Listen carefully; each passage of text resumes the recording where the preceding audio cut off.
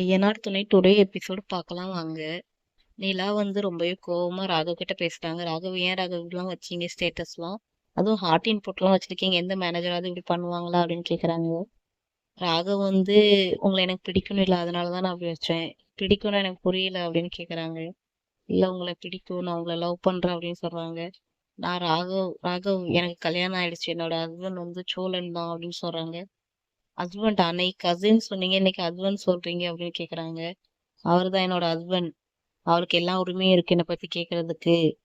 நீங்க அவர்கிட்டயே என்னோட ஆளுன்னு சொல்லியிருக்கீங்க, இது ரொம்ப தப்பு ராகவ் அப்படின்னு சொல்றாங்க. இனிமே இப்படிலாம் நடந்து கூடாதுன்னு சொல்லிட்டு ரொம்ப கோவமா போயிடுறாங்க. ராகவ் பக்கம் ஆபீஸ்க்கு சேரன் வராங்க. சேரன் வந்து ராகவ் கிட்ட பேசிட்டு இருக்காங்க. அப்புறம் ராகவ் வந்து கேக்குறாங்க, நிலா உங்களுக்கு யாருன்னு கேக்குறாங்க. நிலா வந்து என்னோட தம்பியோட ஒய்ஃப்னு சேரன் சொல்றாங்க.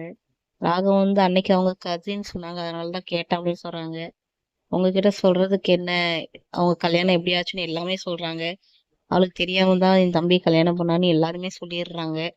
உடனே ராகு வந்து சந்தோஷப்படுறாங்க, நல்ல வேலை அப்படின்ட்டு. அதுக்கப்புறம் நிலா கிட்ட பேசுறாங்க.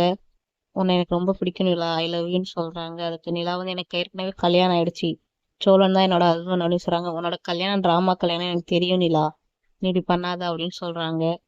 உடனே நிலாவுக்கு ரொம்பவே கோவம் வருது. வீட்டுக்கு போய் சேரன்கிட்ட போய் அறிவு இருக்கு அவங்களுக்குலாம், இதெல்லாம் இப்படி சொல்வீங்களா அப்படின்னு போய் கேட்டுட்டு சண்டை போடுறாங்க. எப்படியே இன்னைக்கான எபிசோட் ரொம்ப முடியுது.